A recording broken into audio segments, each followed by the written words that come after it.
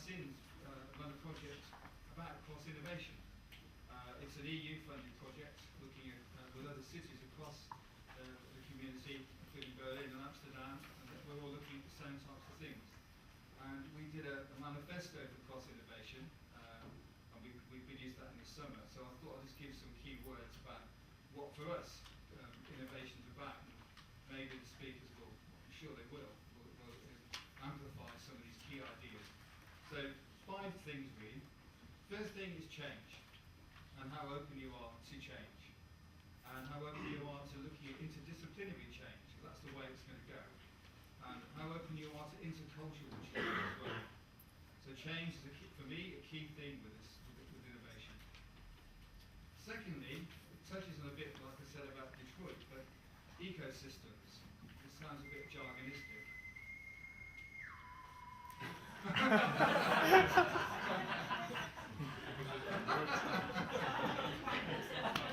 a fantastic moment. Real audience response to everyone. Yes. It's my alarm telling me to be here. Yeah, that's my ecosystem calling. So I think that to me is about where places where change happens. So are we in the sort of city, are we in the sort of region where people commit, where you get people, where you get scientists, people in government, citizens, entrepreneurs, constantly evolving, working with each other on these new solutions? Are we in that sort of place? But that's, I think, again, where innovation is going to be. Thirdly, learning. It's what we're doing tonight. But it's thinking and learning together. And are we prepared to step outside our comfort zones and actually maybe consider new ways of looking at the world, which are maybe not the ways we've had before, but have an open mind to that and working with others on that. And lastly, that learning thing is, are we happy to take risks? Are we going to try new things that maybe don't work straight away?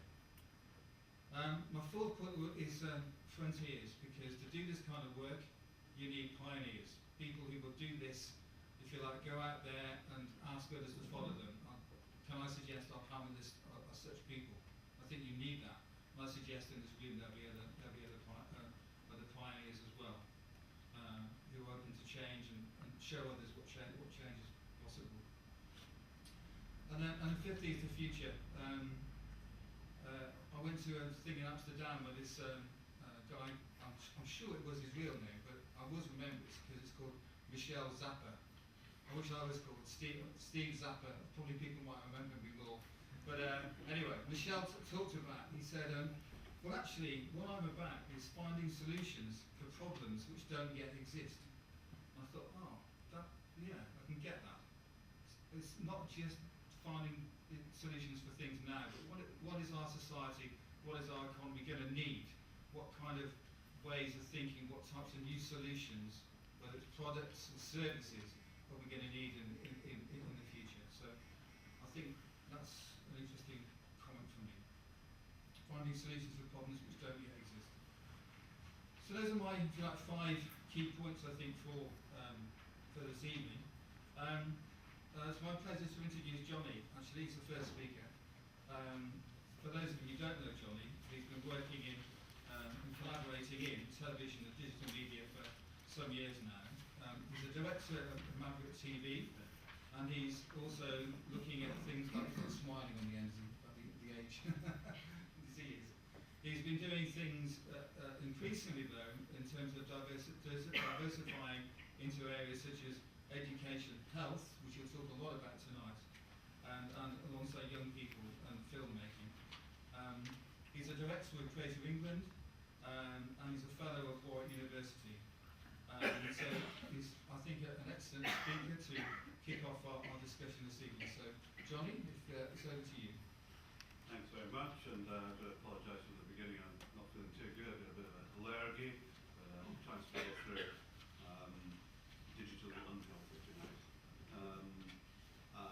And yeah, thanks for the introduction, Steve. And what I'll do is I'll run through a few slides which actually, as Steve referred to my age, I've seen quite a lot of change over the last few years, and I think it's always sometimes, well, it's not always, sometimes it's quite interesting to look back at what change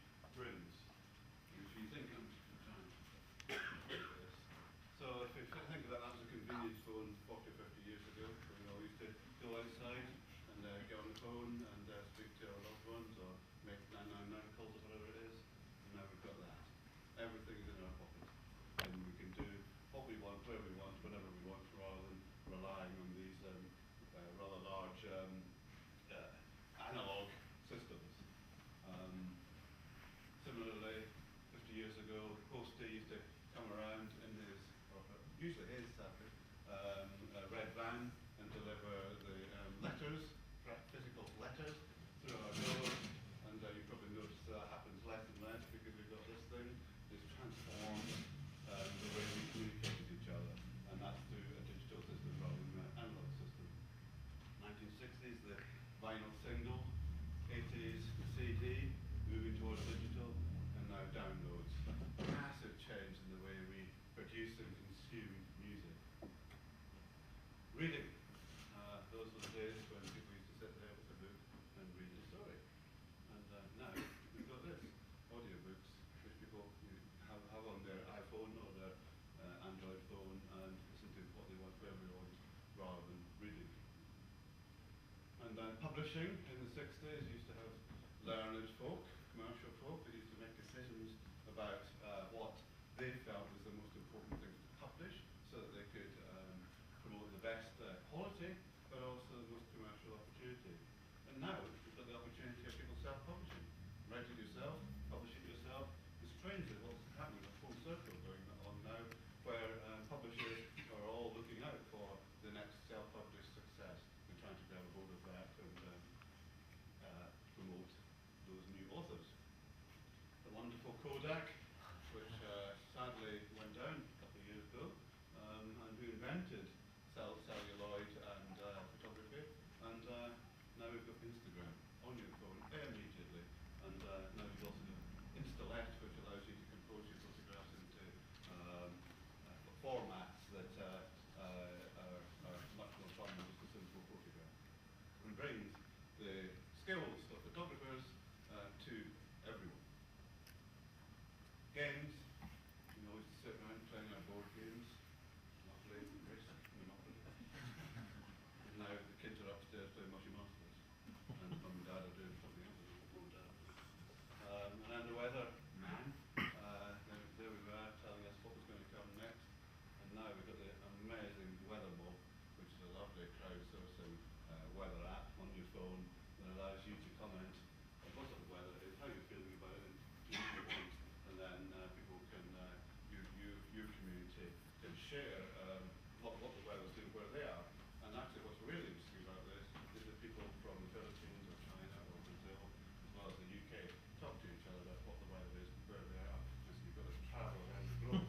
And that's what digital is also doing, is making this global as well as local.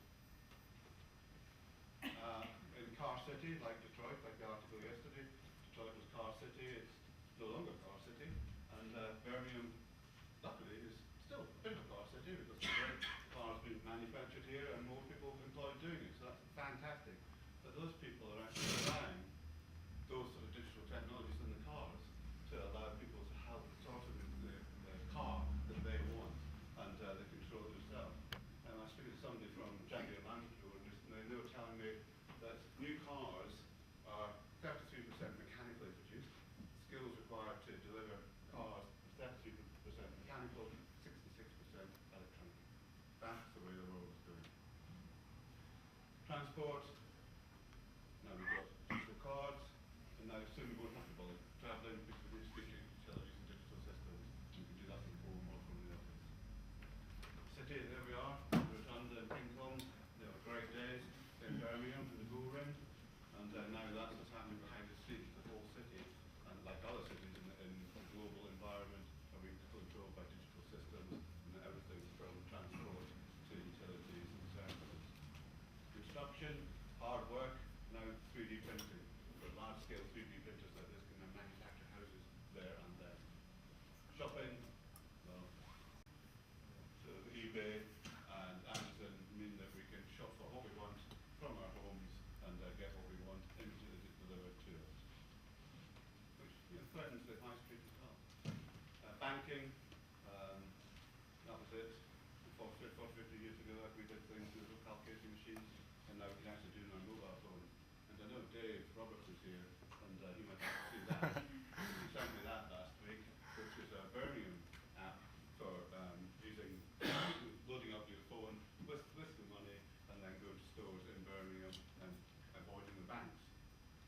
Brexit, that's a big one, I think.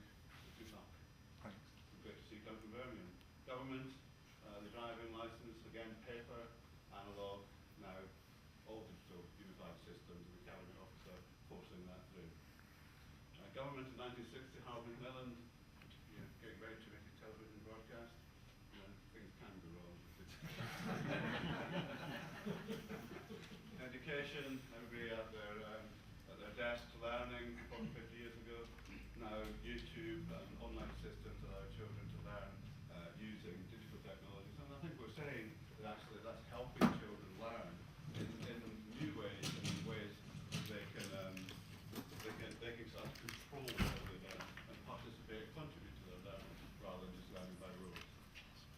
Arts, that was the space program, and Tumblr, where people are just creating their own art, uploading them to Tumblr, and sharing. And that's clearly a function of the digital world. Computing was like that 40, 50 years ago, and now it's in the cloud. Interesting. Television, that's my business, and here's what the transforming bit is. Now this is what's happening, where we all used to sit around one television set of phone. Now we've got a smart TV, PC, the iPlayer, the phone.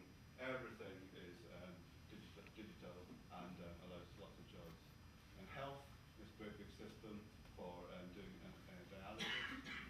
Now we're doing things like this, where systems are being created to use the phone to allow ultrasounds to be undertaken and shared immediately with consultants.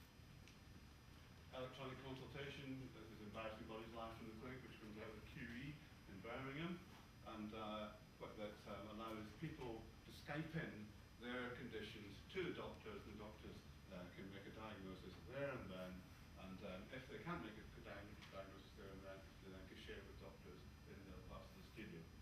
Pretty groundbreaking stuff, because it's not allowed to happen in the health service. The health service governance structures don't allow that sort of exchange to take place between GPs and their patients. But we thought, well, let's try on television, and it's extremely successful. The new season starting and alongside EB, we've got a number of apps that are flying off the shelf. People love to control their health and participate in looking after themselves, and they can use the apps to do that. And the clever thing about the apps is that they don't just are downloaded once and never used again. They actually are full of reminders that allow you to check your own health. Web health is, in terms of the transformation of what we're doing, we've moved a lot into health in television terms, but also in online multi-platform terms, where we're finding that people want to participate in health on telly, in their millions, but also what they really like to do is to continue that online and on the phone. And we deliver the apps, mole checkers and self-checkers and health checkers for EB. No Delays is with NHS Grampian up in the north of Scotland, where we're working with consultants and GPs to create apps for web apps and tablet apps to allow patients to talk directly to their GP and their consultant. And here we've got Birmingham Children's Hospital, where we transformed their web space from a corporate space to a user-focused space that's allowed users to connect to the hospital digitally and find out what they're going to get when they actually visit the hospital.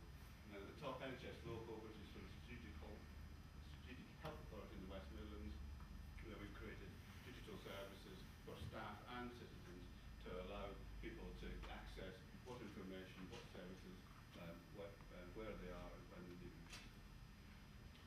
Multi-platform, we didn't know what multi-platform was 5 or 10 years ago. Now it's completely integrated in screens, from telly to mobile. And the food hospital is a number of infographic videos delivered online, multi-platform and converting bodies from PC to apps.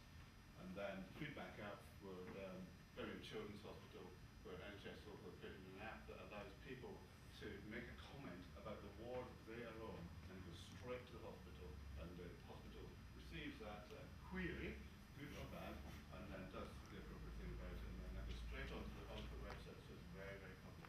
It's a very ambitious approach by BTH.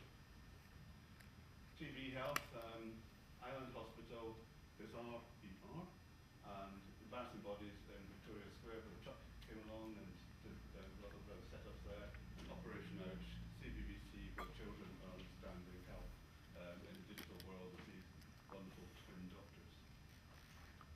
TV goes international. Steve wants to talk a little bit about that.